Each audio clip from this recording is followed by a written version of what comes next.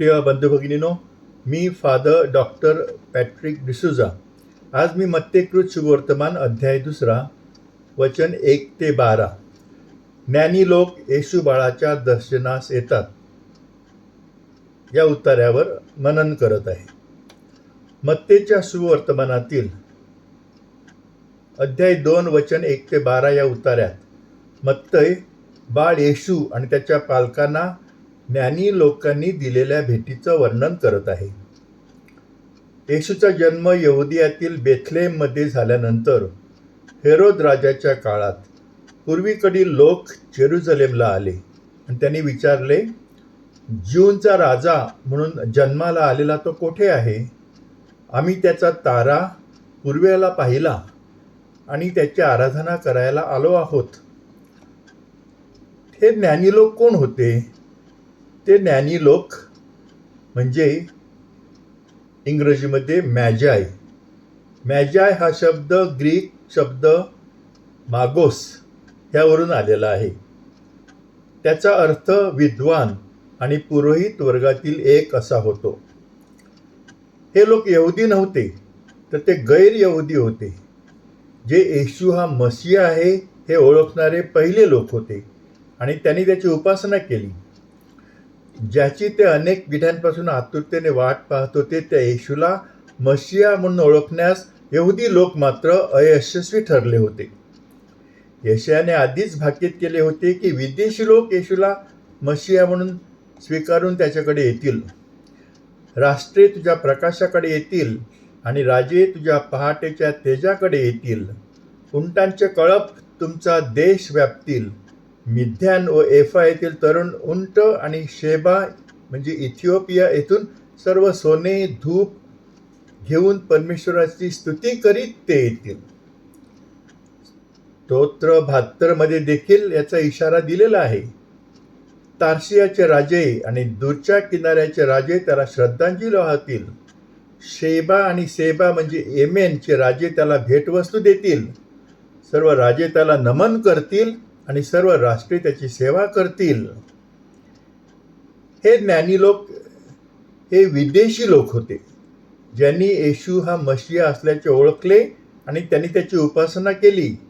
यावरून असे दिसते की परमेश्वरासाठी यहुदी आणि परराष्ट्रीय यांच्यामध्ये भेद नाही. त्याच्यासाठी सर्व लोक त्याचे लोक आहेत आणि त्यांना समान मानले पाहिजे असं तो आपल्याला सांगत आहे. तारण सर्व लोकांसाठी खुले आहे.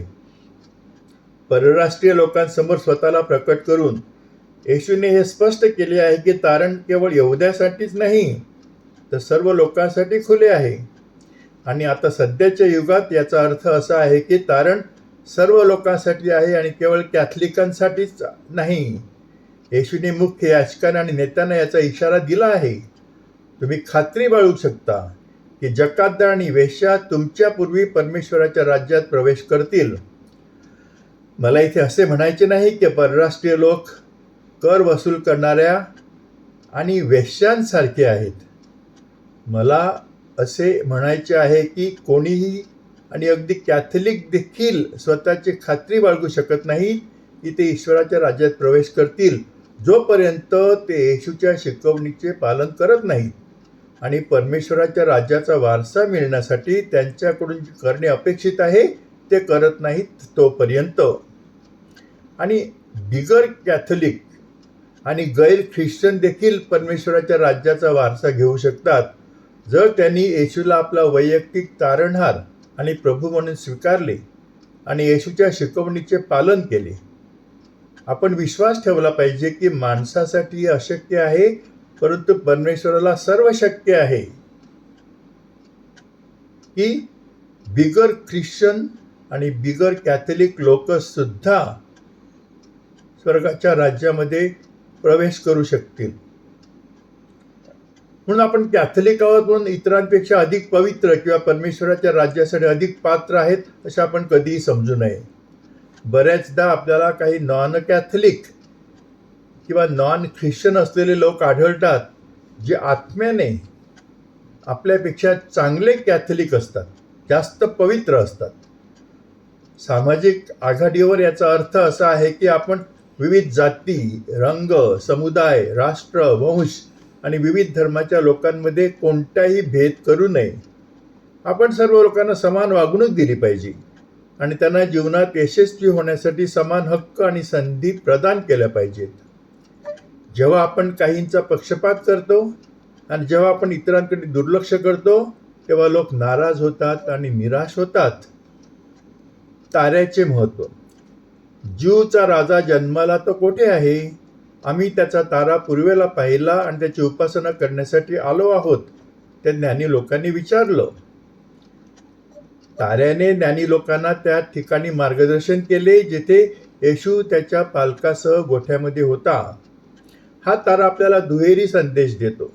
प्रथम, तो आपल्याला सांगतो की आपल्याला आपल्या जीवनात ताऱ्याचे अनुसरण करणे आवश्यक आहे. ताऱ्याच्या मागे जाणे आवश्यक आहे. आपला तारा कोण आहे? ज्ञानी लोकांसाठी त्यांनी पूर्वेला पाहिलेला तारा हा त्यांचा मार्गदर्शक होता आणि त्यांनी त्याच्या मार्गदर्शनाचे निष्ठेने आणि पूर्ण विश्वासाने पालन केले. त्यांनी त्यांच्या पुस्तकात असलेली इतर मार्गदर्शक तत्वे किंवा माहिती न पाहता फक्त त्या ताऱ्याचे अनुकरण केले किंवा त्यांच्या भूमीत वापरल्याप्रमाणे दिशा शोधण्याच्या त्यांच्या स्वतःच्या पारंपरिक पद्धती वापरून त्यांचा मार्ग निश्चित करण्याचा प्रयत्न केला नाही. या मार्गदर्शक ताऱ्यामुळे त्यांना त्यांच्या गंतव्यस्थानापर्यंत पोहोचण्यासाठी कोणत्याही बाह्य मदतीची आवश्यकता नव्हती आणि ते केवळ त्या ताऱ्याचेच अनुसरण करून त्यांच्या गंतव्यस्थानावर म्हणजे त्यांच्या इच्छित स्थळी पोहोचले. आपणही आपला तारा कोण आहे हे ठरवून त्या ताऱ्याचे आपल्या जीवनात निष्ठेने आणि पूर्ण विश्वासाने अनुकरण केले पाहिजे. आपला तारा येशू आहे. येशूशिवाय दुसरा कोणच आपला तारा असू शकत नाही. आपण येशूला आपला तारा म्हणून स्वीकारले पाहिजे आणि संकोच न करता आणि मागे न पाहता, इकडे तिकडे न पाहता त्या ताऱ्याचे अनुसरण केले पाहिजे. आपल्या जीवनासाठी एकच मार्ग असावा. तो मार्ग म्हणजे आपला तारा, येशू ह्याने आपल्याला दाखवलेला मार्ग. येशूने आपल्यासाठी जो मार्ग कोरला आहे तो त्याच्या शिकवणीमध्ये अगदी स्पष्टपणे व्यक्त केला गेला आहे आणि स्पष्ट केला गेला आहे. हा मार्ग आपल्याला संत पौल आणि इतरांची पत्रे आणि चर्चने अधिकृतपणे स्वीकारलेल्या आणि मान्यता दिलेल्या इतर धर्मग्रंथांद्वारे समर्थित शुभवर्तमानामध्ये आणि चारी शुभवर्तमानामध्ये सापडतो. आपल्यासाठी तारा म्हणून परमेश्वराचे वचन. सध्याच्या युगात परमेश्वराचे वचन आपल्यासाठी तारा आहे. म्हणून आपले विचार, भावना आणि आपल्या जीवनासाठी आपल्या योजना निर्देशित करण्यासाठी, आपल्याला आपल्या जीवनात मार्गदर्शन करण्यासाठी परमेश्वराच्या वचनाकडे लक्ष देणे आवश्यक आहे. येशू हा आपल्या जीवनातील तारा असून तो आपल्याला मार्ग दाखवतो. पण त्याशिवाय आपल्या जीवनातील विविध टप्प्यांवर आपल्या जीवनात इतर काही ताऱ्यांची उपस्थिती देखील आपल्याला जाणवते, आपण अनुभवतो. हे तारे आपल्या आयुष्याच्या क्षितिजावर आपले आई वडील, भावंड, शिक्षक, मित्र, नातेवाईक आणि काही अनोळखी व्यक्तींच्या रूपातही दिसतात. ते सर्व आपल्या जीवनातील वेगवेगळ्या परिस्थितीत आपले मार्गदर्शक बनतात. त्यांचे समयोचित मार्गदर्शन आपल्याला आपले जीवन योग्य मानसिकतेने आणि जीवनाकडे सकारात्मक दृष्टी ठेवून पुढे जाण्यास मदत करते. आपण आपल्या आयुष्यात या सर्व ताऱ्यांचे कृतज्ञ असले पाहिजे आणि इतरांच्या जीवनात तारा बनण्याचा संकल्प केला पाहिजे. इतरांनी अनुसरण करण्यासाठी आपण तारा असणे आवश्यक आहे. लोकांना परमेश्वरापासून दूर नेणारा तारा नव्हे, तर लोकांना योग्य मार्गदर्शन करणारा आणि योग्य मार्गावर नेणारा तारा म्हणून आपण असणे आवश्यक आहे.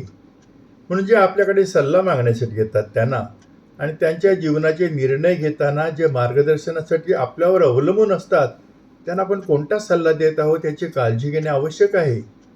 लोकांसाठी आपला सल्ला निपक्षपाती आणि सत्यावर आधारित असावा. तो आपल्या गृहीतकांवर किंवा आपल्या वैयक्तिक अजेंड्यावर आधारित नसावा. आपला सल्ला हा आपला सल्ला घेणाऱ्या व्यक्तीच्या संपूर्ण हितासाठी असावा आणि आपला स्वार्थ साधण्यासाठी नसावा. अशा प्रकारे लोकांना आपल्या स्वार्थासाठी चुकीचा सल्ला देणाऱ्यांविषयी येशूने आपल्या शिष्यांना स्पष्ट शब्दात ताकीद दिली आहे.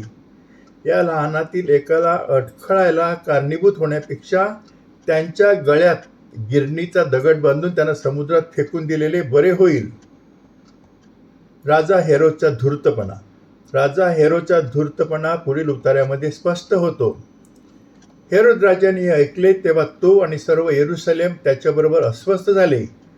जेव्हा त्याने सर्व लोकांचे मुख्य याजक आणि नियमशास्त्राच्या शिक्षकांना एकत्र बोलावले आणि त्यांना विचारले की मशिया कुठे जन्मणार आहे, त्याने उत्तर दिले, यहुदियामधील बेथलेहममध्ये, कारण संदेश त्याने हे लिहिले आहे, हे यहुद्याच्या प्रांत बेथलेहमा, तू यहुद्याच्या सर्व सरदारांमध्ये कनिष्ठ आहेस असे मुळीच नाही, कारण माझ्या इस्रायल लोकांचा प्रतिपाळ करील असा सरदार तुझ्यातून निघेल. मग हेरोदने मागींना गुप्तपणे बोलावले आणि तारा नेमका केव्हा दिसला हे त्यांच्याकडून जाणून घेतले. त्याने त्यांना बेथलेहमला पाठवले आणि म्हटले, जा आणि त्या मुलाचा काळजीपूर्वक शोध घ्या. तो सापडताच मला कळवा, म्हणजे मीही जाऊन त्याची उपासना करू शकेल. राजा हेरोदने ज्ञानी लोकांना सांगितले की त्यांना मशिया असलेला मुलगा सापडताच त्यांनी त्याला कळवावे, जेणेकरून त्याने देखील जाऊन त्याची आराधना करावी. पण हे सर्व खोटं होतं. ही त्याची धूर्तता होती, कारण प्रत्यक्षात त्याला मशियाची, बाळ येशूची आराधना करायची नव्हती, तर त्याला मारून त्याची स्वतःची सुटका करायची होती, कारण तो त्याला घाबरत होता. पण ज्ञानी लोकांना हे कळले आणि ते त्याला न भेटता किंवा त्याला काहीही न सांगता निघून गेले. धूर्तपणा दीर्घ काळात कामाला येत नाही. हा अनेकांचा अनुभव आहे की एखाद्या व्यक्तीला त्याच्या धूर्ततेने किंवा लबाडीने काही फायदा मिळतो किंवा त्याच्या काही वाईट योजना आणि इच्छा पूर्ण होतात, परंतु दीर्घ काळात त्याचा धूर्तपणा, त्याची लबाडी उघड होते आणि त्या व्यक्तीची ही लबाडी लोकांना कळते. ते त्याला टाळतात, त्याचा तिरस्कार करतात. हेरोद राजाबरोबर जे घडले तसे धूर्त व्यक्तीला दीर्घ काळामध्ये यश मिळत नाही. आपण हेरोदच्या उदाहरणावरून धडा शिकला पाहिजे आणि आपली ध्येय साध्य करण्याचा आणि आपल्या इच्छा पूर्ण करण्याचा आपला धूर्त लबाडीचा मार्ग सोडून दिला पाहिजे. जेव्हा आपण लबाडीने वागतो तेव्हा आपण असे आपले मित्र गमावतो आणि आपण परमेश्वरालाही नाराज करतो. म्हणून आपण नेहमी आपले हेतू तपासले पाहिजेत. कोणतेही निर्णय घेताना आपल्या निर्णयावर कृती करता नेहमी आपले हेतू शक्य तितके शुद्ध ठेवण्याचा प्रयत्न केला पाहिजे. आपण ज्या व्यक्तीशी किंवा लोकांशी व्यवहार करतो आहोत ते पुरेसे प्रामाणिक आहेत की नाही हेही आपण समजून घेतले पाहिजे. ते शहाणपणाचे आहे, कारण त्यांच्या धूर्तपणामुळे आपली फसवणूक होऊ शकते. म्हणून ते लबाडीने वागत आहे का हे तपासून पाहिले पाहिजे. अशा लोकांना आपल्यापासून दूर ठेवले पाहिजे आणि त्यांच्या धूर्तपणाच्या जाळ्यात अडकणे टाळले पाहिजे. परमेश्वर आपल्याला चिन्हे आणि संदेश देतो. राजाचे हे सांगणे ऐकून ते निघाले आणि पहा, जो तारा त्यांनी पूर्व दिशेला पाहिला होता तो जेथे तो बालक होता त्या जागेच्या वर जाऊन थांबेपर्यंत त्यांच्या पुढे चालला. मग तो तारा पाहून त्यांना अतिशय आनंद झाला. नंतर ते त्या घरात गेले तेव्हा बालक आपली आई मरिया हिच्याजवळ असलेला त्यांनी पाहिला व पाया पडून त्यांनी त्याला नमन केले आणि आपल्या द्रव्याच्या थैल्या उघडून सोने, ऊद व गंधरस त्याला ही दाणे अर्पण केली. मग हेरोद राजाकडे परत जाऊ नका अशी स्वप्नात सूचना मिळाल्यामुळे ते दुसऱ्या मार्गाने आपल्या देशाला निघून गेले. हेरोदकडे परत न जाण्याचा इशारा स्वप्नात मिळाल्यामुळे ते दुसऱ्या मार्गाने आपल्या देशात परतले असा इथे उल्लेख आहे. अशा प्रकारे परमेश्वर कधीकधी आपणास संकेत, सूचना आणि स्वप्नांद्वारे आपल्याशी संवाद साधत असतो. परमेश्वराकडून आपल्याला अशा सूचना येत असल्याचा अनुभव आपण सर्वांनी घेतला आहे. बऱ्याचदा आपल्याला अशी पूर्वसूचना मिळते की आपण करीत असलेली किंवा करणार असलेली गोष्ट योग्य नाही आणि आपल्याला आपली कृती बदलण्याची आवश्यकता आहे.